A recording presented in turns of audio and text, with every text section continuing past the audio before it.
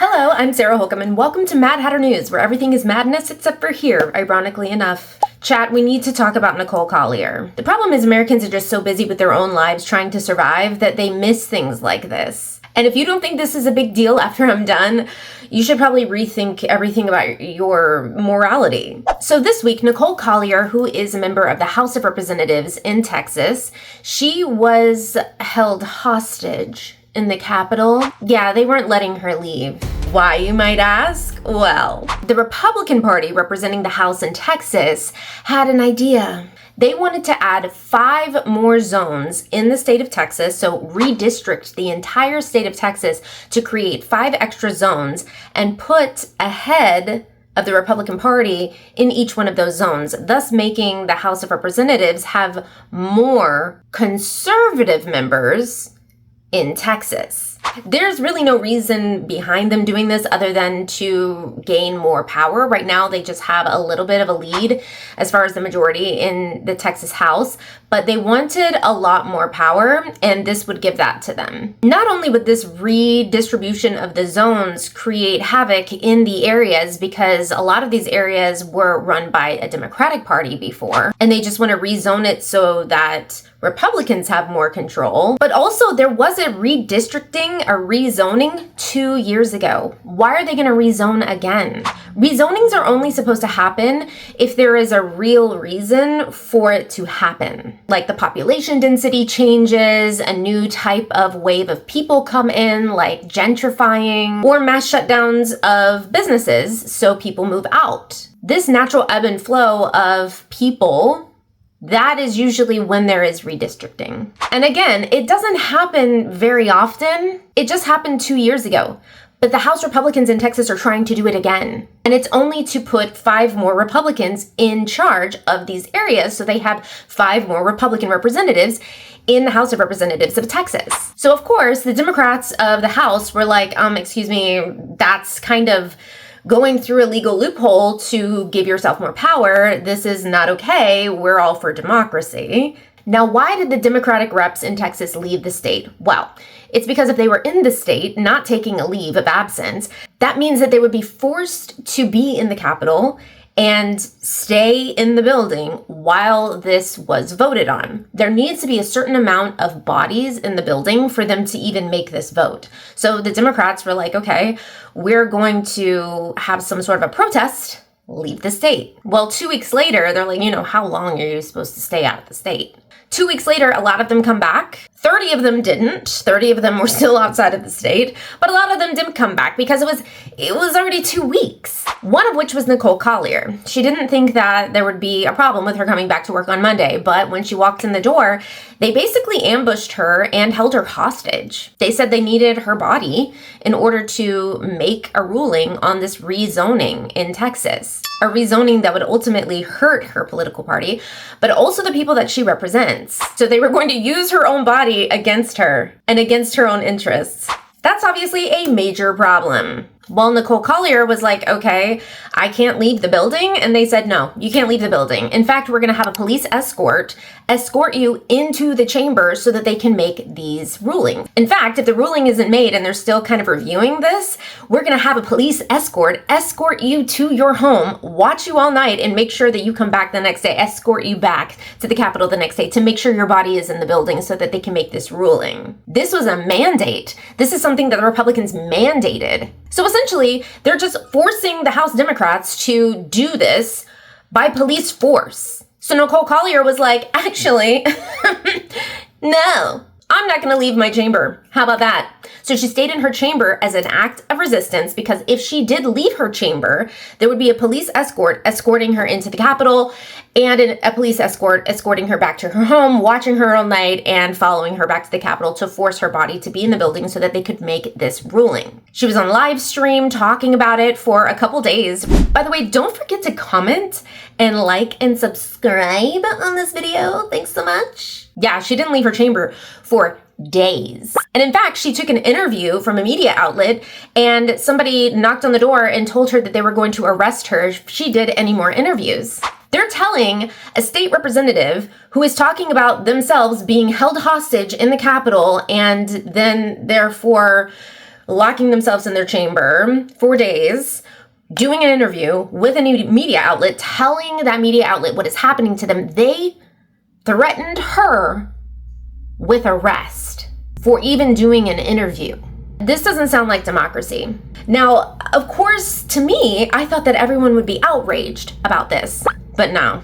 People were actually defending the Republican Party, and I think that people just don't understand what they're defending. I had people in my comments saying, if I didn't show up to work on Monday, then I'd be fired. She deserves to be fired. She's lucky she wasn't fired. Your shift at the Waffle House is not the same as a state representative being forced to be in the Capitol so that her body is there so they can make a ruling that would go against her best interests. Not the same thing. I had other people saying, oh, you're crying liberal tears. Oh, liberal tears are so sweet. And just making fun of the fact that there is this whole fight between Democrats and Republicans in this country.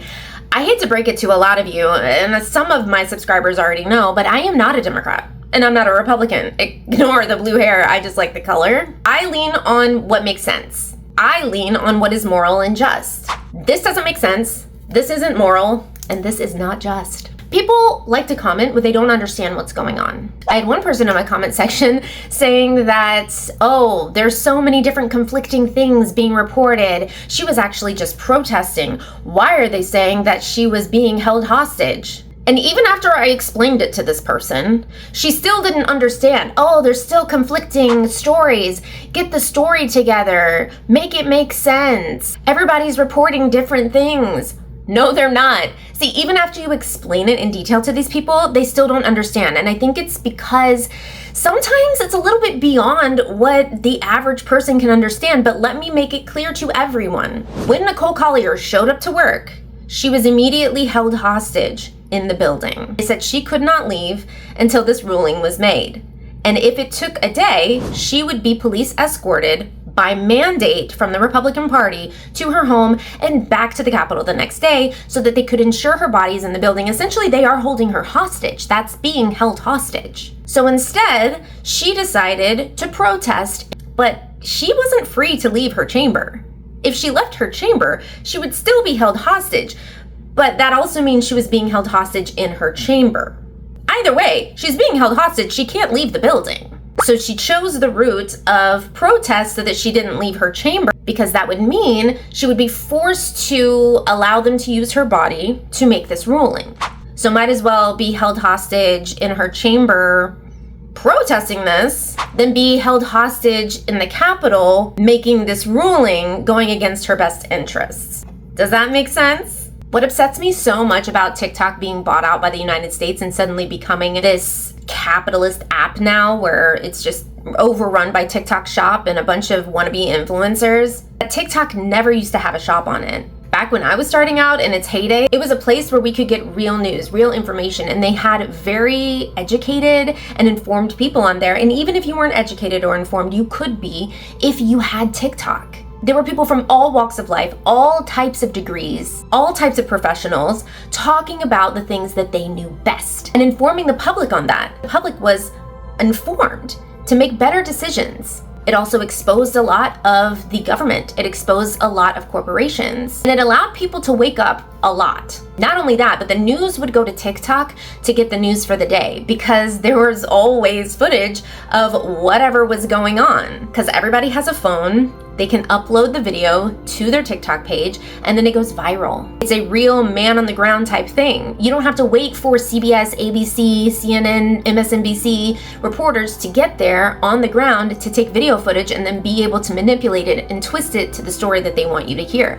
No, they had regular people on the ground that were just there, taking video and reporting on exactly what happened without any fuss, without anybody being able to pull the puppet strings or manipulate them based on who is lobbying them, who owns that media outlet. They weren't owned by anyone. It's just regular people. That's what made TikTok so beautiful. Well, that's extremely dangerous to the powers that be. That's extremely dangerous to the media. The public started to become way too informed. So they started to demonize China and say, wow, ByteDance has a lot of our information. There are apps run by so many different countries around the world that have our information. They were just attacking China because China. Mark Zuckerberg himself, in charge of Meta, was proven to actually have sold our data directly to China. He was fined millions of dollars for this. But he's still allowed to have Instagram, Meta. It has nothing to do with our data. It has everything to do with the fact that they can't control it. They could control Meta because Meta is run from within the United States. They couldn't control TikTok because it was run by ByteDance, which is out of China. And China didn't care that we were exposing our politicians. China didn't care we were exposing our corporations. China didn't care we were exposing things on the ground that were happening in real time, because China doesn't care really about the US. They want us to do whatever we want. Like, why would they care? They care about their own people. They don't let their own people report things like that, but they don't really care about what we're doing over here. My whole point to say that is that if this story was reported on TikTok, it would have had a lot more of a reaction of people understanding really what was going on and what I was saying. But when I reported this on Meta, people just didn't get it. And it automatically posts reels to Facebook, and those people really didn't get it. So I guess shame on me for posting something to Instagram that would have done well in TikTok 2022. Shame on me for thinking Instagram people could understand political corruption of this nature. But what scares me the most is that this isn't even that intricate. This isn't even that hard to figure out. And still they weren't able to figure it out. So we're having a bunch of misinformed, uneducated bootlickers voting. Great. Great. What happened to Nicole Collier this week was not democracy. It was a twisting of the law to get power fundamentally in another group's hands. And that group used its power to create this by force through police force. This is not okay. This is sounding like fascism. And I don't know if you've heard this, but a lot of professors of fascism in universities have left the country. They're not doing this anymore. They don't want a part of it because they see the beginnings of fascism and they see it being so real that they quit their jobs and they left the country. This is not good. And we need to report on incidents like this, even if it's just in the state of Texas, because it's happening all over. In fact, they tried to do it in California this week as well. They're going to keep doing things like this, and you need to be informed of what's going on. Not only do you need to be informed, but you need to understand what's being said to you. Let me know what you think in the comments. I think that this is wild, as are most stories on this channel. Don't forget to subscribe if you haven't already so that you can stay up to date on the videos that I'm posting, because I post several times a week. And I guess I will see you guys in the next video. Bye.